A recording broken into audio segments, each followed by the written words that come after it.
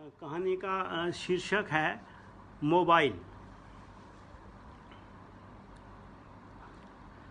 अपनी मेज़ पर कपड़ों के नीचे पड़े मोबाइल को देखकर टेलर मास्टर छोटेलाल एकाएक चौंक गया। अरे, ये किसका मोबाइल यहाँ रह गया? कौन मैडम यहाँ छोड़ गई? 3-4 महिलाओं के चेहरे उसके सामने आ गए जो थोड़ी देर पहले उसकी दुकान से अपने कपड़े लेकर गई थी। वह बड़ी देर तक गुमसुम होकर इस मोबाइल को देखता रहा। उसकी समझ में नहीं आ रहा था कि वह मोबाइल का क्या करे। करीब 2 महीने बाद आज उसने दुकान खोली थी। इन 2 महीनों में काम पूरी तरह बंद था। वह घर में कैद होकर रह गया था। घर में कैद होने से मास्टर छोटेलाल की कमाई भी रुक गई थी और कमाई के रुकने का मतलब था घर में खाने के लाले। जो जमा पूंजी थी वह सब खत्म हो गई। आज कुछ घंटे के लिए जब उसने दुकान खोली तो कुछ महिलाएं उसकी दुकान पर आ गई। किसी को अपने सिले हुए कपड़े लेने थे, किसी को सिलने के लिए कपड़े देने थे, तो कईयों को अपने कपड़े ऑल्टर करवाने थे। आए दिन वह फ़ोन करके उससे यह पूछती रहती कि दुकान कब खुलेगी, लेकिन फ़ोन तो उसकी बेटी अनीता के पास रहता था। वह अपनी समझ से उन लोगों का जवाब दे देती थी और कभी कभी तो वह अपनी पढ़ाई में मशगूल रहने के कारण उनके फ़ोन भी नहीं उठाती थी। आज जब दुकान खोली तो मास्टर छोटेलाल ने उन महिलाओं को फ़ोन करके बता दिया था कि वे उसकी दुकान पर आएं और अपने कपड़े ले जाएं। उसे उम्मीद थी कि वे महिलाएं आएंगी और अपने कपड़े ले जाएंगी तो कुछ आमदनी भी हो जाएगी और रुकी हुई घर की गाड़ी फिर से चलने लगेगी। पर उसकी दुकान से सभी महिलाएं चली गई और जब मास्टर छोटेलाल अपनी दुकान के कपड़ों को सहेजने लगा तो उसने देखा कि उन कपड़ों के नीचे यह मोबाइल रखा हुआ था। किसी महिला का छूट गया था। कुछ पल सोचने के बाद उसने वह मोबाइल झट से उठा लिया और हाथ में लेकर उलटता पुलटता रहा। चमचमाता मोबाइल था। गुलाबी रंग के फूल पत्ती वाले डिज़ाइनदार कवर उस पर चढ़ा हुआ था। मोबाइल के पीछे कटे हुए सेब का निशान था। कुछ देर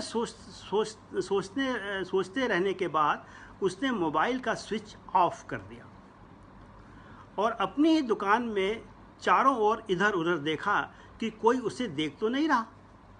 दुकान में उसके सिवाय वहाँ कोई न था। उसने चुपचाप वह मोबाइल अपने दराज में रख दिया। अपने कपड़ों को सहेजकर मेज के नीचे वाले खानों में रख दिया और अपने काम में मशगूल हो गया। पर उसका मन अपने काम में नहीं लगा था। करीब 2 महीने पहले जब सरकारी स्कूल बंद हो गए और स्कूलों की पढ़ाई घर में बैठे बैठे मोबाइल और कंप्यूटर से होने लगी तो 10वीं क्लास में पढ़ रही उसकी बेटी अनीता ने उससे कहा था, पापा, मुझे एक स्मार्टफोन चाहिए। चौंक गया था वह अपनी बेटी अनीता की यह फरमाइश सुनकर। समझ नहीं सका कि उसे फ़ोन क्यों चाहिए और फ़ोन और वह भी स्मार्ट। क्यों चाहिए फ़ोन? यह फ़ोन तो तुम्हारे पास है, उसने पूछा। सुनकर बेटी ने नाक भौं सिकोड़ा और कहा, यह फ़ोन किस काम का है? इसमें ना तो नेट है, ना व्हाट्सएप देख सकते हैं, और फिर यह फ़ोन तो आपका है। घड़ी घड़ी आपके ग्राहकों के फ़ोन मुझसे आते रहते हैं और पूछते रहते हैं कि दुकान खुली या नहीं। मैं क्या क्या जवाब दूं उनको? उसने एक छोटे से फ़ोन को दिखाते हुए कहा।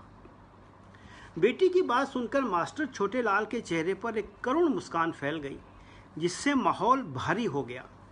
उसके मन में विचारों का अंधड़ चलने लगा। टेलरिंग की अदनी सी दुकान के सहारे जहां पिछले 2 महीनों से आमदनी नील बटे सन्नाटा हुई थी, वह कैसे संभव हो सकता था कि वह उसके लिए नया मोबाइल फ़ोन खरीदे और वह भी स्मार्ट। पर बेटी की बात में भी दम था। कुछ दिन पहले जब सारे स्कूल बंद हो गए और स्कूलों की पढ़ाई ऑनलाइन होने लगी तो उसकी बेटी ने ऐसे फ़ोन की फरमाइश की। अपनी बेटी के लिए इस तरह का फ़ोन खरीदना उसके कुव्वत में नहीं था, लिहाजा उस समय मास्टर छोटेलाल ने अपना फ़ोन अपनी बेटी अनीता को दे दिया। तुम्हें इसकी क्या ज़रूरत है? फ़ोन तो बातचीत के लिए होते हैं और इससे बातचीत तो हो ही जाती है। उसने कहा था। पर बातचीत से ही काम नहीं चलता पापा, अब स्कूल में पढ़ाई नेट से होने लगी है। टीचर ने तो कहा है कि सब बच्चे अपने अपने फ़ोन पर नेट और व्हाट्सएप लगवा लें। अब व्हाट्सएप पर ही लेसन आया करेंगे और सारे असाइनमेंट ऐप पर ही करके टीचर को भेजने होंगे। टीचर से कुछ पूछना होगा तो वह भी व्हाट्सएप पर ही पूछा जा सकता है। उसकी बेटी अनीता ने विस्तार से स्मार्टफोन की ज़रूरत बताई थी। मास्टर छोटेलाल को पता था कि पिछले कुछ सालों से देश में स्मार्ट होने का ऐसा भूत सवार हुआ है कि शहर तो शहर, गांव भी स्मार्ट होने लगे हैं। हालांकि उसका शहर तो पहले ही जैसा बदबूदार और गंदा रहा, लेकिन फिर भी लोग इसे स्मार्ट शहर कहने लगे थे। कहीं फ़ोन भी तो ऐसा नहीं होगा, उसके मन में आशंका सी जन्म लेने लगी।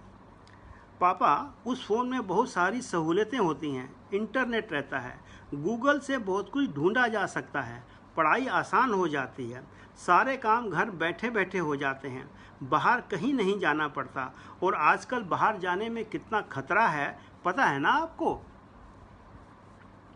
यह कैसी पढ़ाई है जो इतने महंगे फ़ोन के बिना हो ही नहीं सकती। हमारे जैसे लोग कहाँ से लाएंगे इतना महंगा फ़ोन। उसके मन में यह सवाल सा उठता। अच्छा देखता हूँ, उसने सारी बात समझाते हुए कहा था। यह कुछ दिन पहले की बात है। मास्टर छोटेलाल को पता था कि स्मार्टफोन के बिना उसकी बेटी की पढ़ाई ठीक से नहीं हो रही, लेकिन वह चाहते हुए भी कुछ नहीं कर पा रहा था। दरअसल उसकी कुछ सालों तक एक ड्राई क्लीन संदीप नागर की दुकान के आगे उसने सिलाई तुरपाई का काम शुरू किया था। दिन भर जितनी कमाई होती उसका कुछ हिस्सा वह संदीप नागर को बतौर कमीशन दे देता, जिसने इस शर्त पर अपनी दुकान के आगे मशीन लगाकर बैठने की इजाज़त दी थी। पहले वह केवल तुरपाई और ऑल्ट्रेशन का ही काम किया करता था। धीरे धीरे जब काम उसकी पकड़ में आ गया और कई ग्राहकों से उसकी जान पहचान हो गई, तो कुछ ही दूर पर एक छोटी सी दुकान किराए पर ले ली और महिलाओं के कपड़े सिलने लगा और ऑल्टर भी करने लगा। वह दुकान भी संदीप नागर की ही थी। दुकान का 2 महीने से किराया भी उसने नहीं दिया था, जिसका तकादा संदीप नागर कई बार उससे कर चुका था। कुछ दिन पहले आज ही की तरह जब थोड़ी देर के लिए अपनी दुकान खोली थी तो स्मार्टफोन वाली बात संदीप नागर से कही तो उसने कहा, इसमें कौन सी मुश्किल बात है, बच्ची ने पढ़ाई करनी है तो ले दो स्मार्टफोन। आप तो जानते ही हैं कि मेरी आमदनी कितनी होती है, इस आमदनी में उसे कैसे लेकर दे सकता हूँ स्मार्टफोन। संदीप नागर कुछ सोच में पड़ गया। कुछ देर बाद उसने कहा, तो ऐसा करो, कोई सेकंड हैंड ले लो। Second hand? क्या ये ठीक रहेगा? मास्टर छोटेलाल ने सवाल किया। हाँ ठीक रहेगा, पर कहते कहते संदीप नागर रुक गया। पर क्या? मास्टर छोटेलाल ने सवालिया निगाह से उसकी ओर देखते हुए कहा। वह मोबाइल चोरी का भी हो सकता है, संदीप नागर ने आशंका व्यक्त की। सकपका गया मास्टर छोटेलाल। चोरी का मोबाइल वह कैसे खरीद सकता है? उसकी बेटी क्या चोरी किए गए मोबाइल से पढ़ेगी? नहीं, मैं चोरी का कोई सामान नहीं खरीदूंगा। पता नहीं कैसे उसकी आवाज़ में एक दृढ़ता सी आ गई। तो फिर नया ले लो। नया? कहते कहते मास्टर छोटेलाल रुक गया। उस दिन उसने फ़ोन खरीदने का इरादा छोड़ दिया। इतना तो मास्टर छोटेलाल को पता था कि जो फ़ोन उसकी बेटी मांग रही थी वह उसके लिए ज़रूरी था। आजकल स्कूलों में जिस तरह से पढ़ाई हो रही है उसमें मोबाइल के बिना मुश्किल सा हो रहा है। वह यह भी जानता था कि ऐसा मोबाइल बहुत महंगा होता है और उसकी कुव्वत इतने महंगे फ़ोन खरीदने की नहीं थी। आजकल लड़कियां नए नए डिज़ाइन के कपड़े सिलवाना चाहती हैं और वह डिज़ाइन ऐसे मोबाइल पर मिल जाते हैं। जब लड़कियां उसे नए डिज़ाइन अपने मोबाइल पर दिखाती तो उसके मन में भी एक चाह पैदा होती कि उसके पास भी एक ऐसा ही मोबाइल हो और वह भी ऐसा ही मोबाइल फ़ोन लेकर देश के विकास में सहभागी बन सके। पर पता नहीं क्यों देश का विकास उससे कोसों दूर आगे चला गया था और वह फिसड्डी का फिसड्डी बनकर वहीं का वहीं रह गया था जहां वह पिछले कुछ सालों से खड़ा था। एक बार एक लड़की ने उसे फ़ोन पर एक कुर्ते का डिज़ाइन दिखाते हुए पूछा था कि क्या इस तरह का कुर्ता वह सिल सकेगा। उस समय छोटेलाल ने उस मोबाइल पर दिखने वाले डिज़ाइन को गौर से देखा और कहा, हाँ सिल जाएगा। वह लड़की खुश हो गई।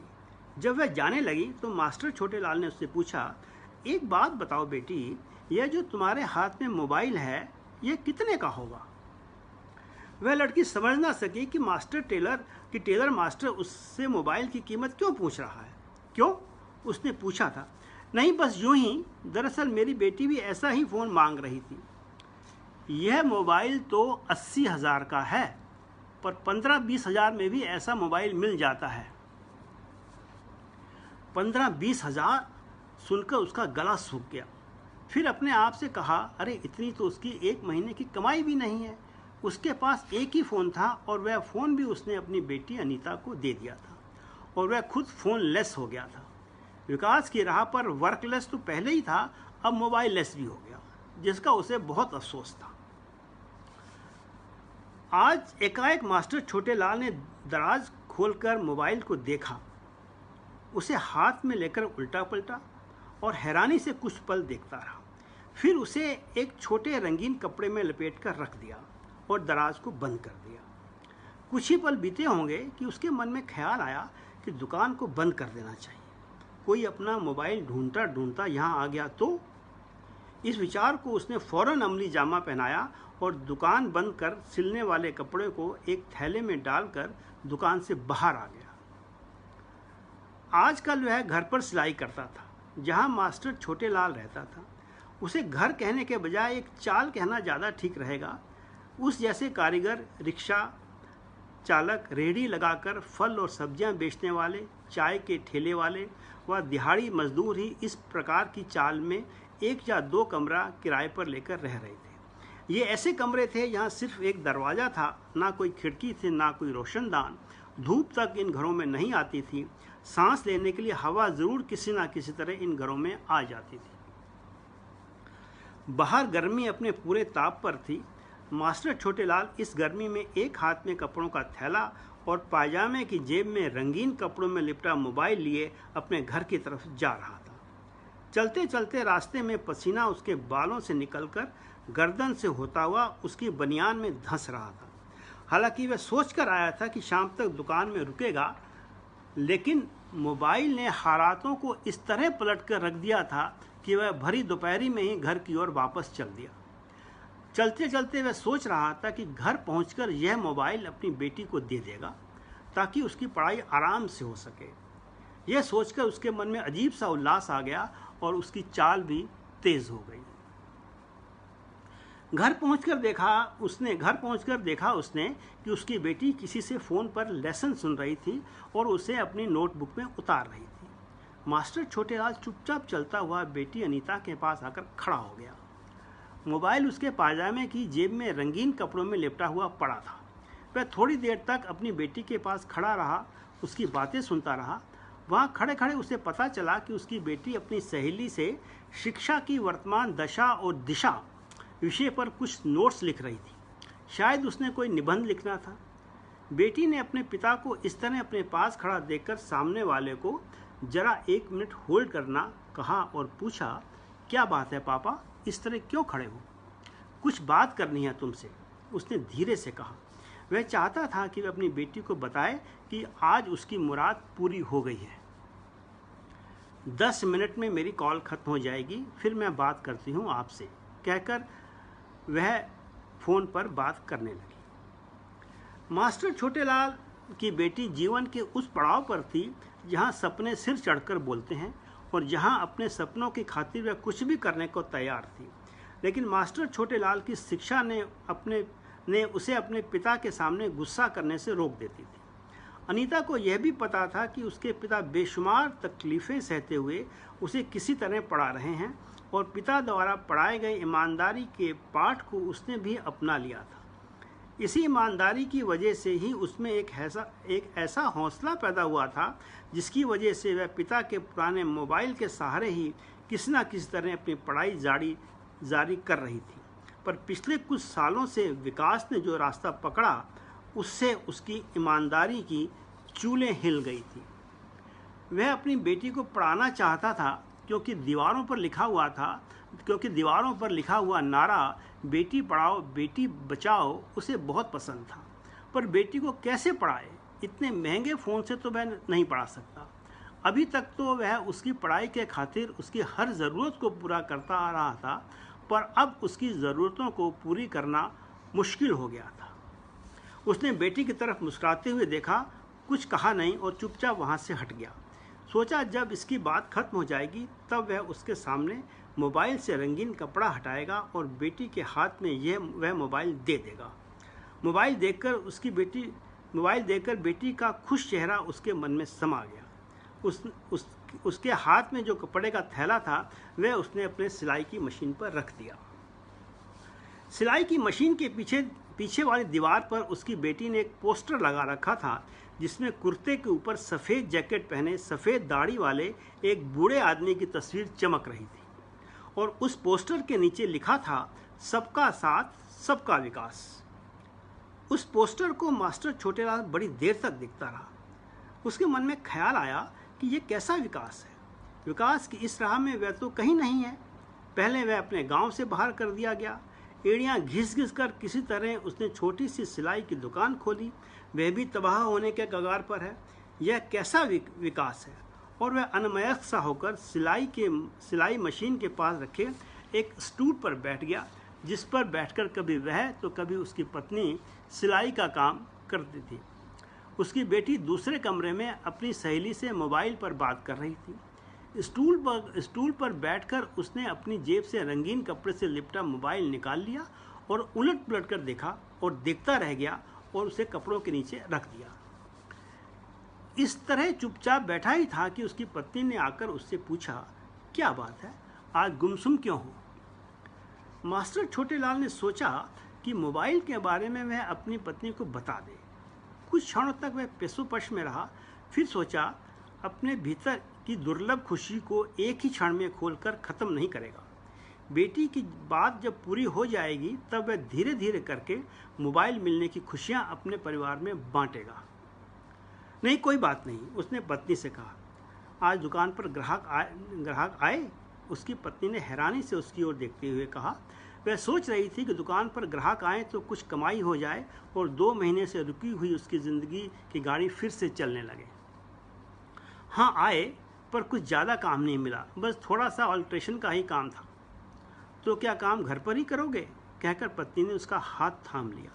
वह जानती थी कि उसका पति कई दिनों से परेशान है।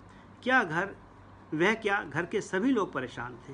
पत्नी के स्पर्श से उसे थोड़ी तसल्ली हुई। हाँ, घर पर ही करूँगा, ज़्यादा काम है भी नहीं। पानी पियोगे? लाऊं? हाँ, ले आओ, उसने कहा। पत्नी रसोई में पानी लाने चली गई। मास्टर छोटेलाल चुपचाप स्टूल पर बैठा रहा। उसकी आंखों के सामने सबका साथ सबका विकास की बात करने वाले सफ़ेद दाढ़ी वाले बूढ़े आदमी का पोस्टर आ गया। उसकी बेटी ने यह पोस्टर घर में लगा दिया था। एक बार पूछा था उसने, यह पोस्टर कहाँ से मिला? तो बेटी ने कहा था कि स्कूल में हर बच्चे को बांटा गया था और अपने घर में लगाने के लिए कहा था। उसने अपनी नज़रें उस पोस्टर से हटा दी। एकाएक मास्टर छोटेलाल ने देखा कि उस कमरे में रखी हुई उसकी चारपाई के एक कोने में 2 किताबें रखी हुई थी। एक सबका साथ सबका विकास, जिसके कवर पेज पर विकास का नारा देने वाले उसी सफ़ेद दाढ़ी वाले बूढ़े आदमी की तस्वीर थी जो उसके कमरे के दीवार पर लगे पोस्टर में मुस्कुरा रहा था, और दूसरी महात्मा गांधी की आत्मकथा सत्य के साथ मेरे प्रयोग थी। इस किताब के कवर पर गांधी की तस्वीर को आड़ी तिरछी काली लकीरों से दर्शाया गया था। वे दोनों किताबें काफ़ी दिन पहले उसकी बेटी अनीता ने अपने स्कूल की लाइब्रेरी से ली थी। इन दोनों किताबों को उसने पढ़ भी लिया था, पर स्कूल बंद होने की वजह से ये किताबें वापस न हो सकी और इधर उधर धूल फांक रही थी। मास्टर छोटेलाल ने उन दोनों किताबों में से गांधी की आत्मकथा सत्य के साथ मेरे प्रयोग को अपने हाथ में ले लिया। उस किताब को हाथ में लेते ही उसके शरीर में अजीब सी कंपकपी हुई। उसके दादा और उसके पिता भी गांधी के बहुत बड़े समर्थक थे। उसके पिता बताते थे कि जब गांधी की हत्या हुई थी तो उन्होंने और उसके पिता ने अपना मुंडन उसी तरह कराया था जिस तरह पिता के मरने पर बेटे कराते हैं। गांधी के साथ ही उनके सत्य की भी हत्या हो गई। वह देखता है कि जो सपने गांधी ने देखे थे विकास की इस दौड़ में वह एकदम फालतू और बेकार हो गए हैं। लेकिन मास्टर छोटेलाल के दिमाग में गांधी हमेशा गूंजते रहते। वह भी सत्य की राह पर चलने वाले लोगों में से एक था। रह रहकर उसके सामने दोनों किताबों के कवर आ रहे थे। गांधी की किताब का कवर उसके दिमाग से हट ही नहीं रहा था। वह भी अपने पिता की तरह गांधी की ईमानदारी और सत्यता का कायल था। गांधी की हत्या के समय उसके पिता के कहे हुए शब्द उसके जहन में गूंजने लगे थे। उन्होंने कहा था कि गांधी की हत्या के साथ सच्चाई और ईमानदारी की भी हत्या करने की कोशिश की गई है, लेकिन वे नहीं जानते कि सच्चाई उस पानी की तरह होती है जो चट्टानों के बीच से निकलकर अपनी जगह खुद बनाती है। हमें किसी भी हाल में सच्चाई और ईमानदारी की राह नहीं छोड़नी चाहिए। पिता की इस सीख को उसने मन ही मन में हमेशा बसाए रखा। उसने महसूस किया कि उसके पायजामे की जेब कुछ भारी हो गई है। एकाएक उसके हाथ मोबाइल पर चले गए। काफ़ी देर तक वह मोबाइल को मजबूती से पकड़े रहा। उसका दिमाग न जाने कहाँ कहाँ भटकता रहा। पत्नी जब पानी का गिलास लेकर आई तो उसके हाथ से गिलास ले लिया और एक ही सांस में पूरा का पूरा गिलास पानी पी लिया। पानी पीकर एकाएक वह अपने चारपाई से उठा और बाहर की ओर जाने लगा। रंगीन कपड़े में लिपटा मोबाइल उसने अपने पायजामे की जेब में था। उसे इस तरह बाहर जाता देख उसकी पत्नी ने पूछा, इस गर्मी में कहाँ जा रहे हो? अभी अभी तो आए हो। बस जरा सी दुकान तक जा रहा हूँ, अभी आता हूँ, उसने अपना एक हाथ उठाकर कहा। फिर दुकान में जाकर क्या करोगे? ग्राहक तो आते नहीं हैं। पत्नी के स्वर में हताशा थी। शायद कोई आए, मास्टर छोटेलाल ने कहा और घर से बाहर जाने लगा। बाहर जाते वक्त उसने अपनी बेटी को उड़ती निगाह से देखा। उसकी सहेली की बात खत्म हो गई थी। जैसे ही मास्टर छोटेलाल ने अपनी बेटी की तरफ देखा, उसने कहा, पापा क्या बात करनी है आपको? अभी कुछ नहीं, आकर बात करता हूँ, मास्टर छोटेलाल ने कहा और भीषण गर्मी में घर से बाहर आ गया। करीब 4 बज चुके थे। सूरज के ताप की तपिश कम नहीं हुई थी और मास्टर छोटेलाल ने मोबाइल को पायजामे की जेब से निकालकर हाथ में ले लिया था और उस पर पड़ा रंगीन कपड़ा हटा दिया था। मोबाइल में लगे हरे बटन को दबाकर मोबाइल ऑन भी कर दिया था।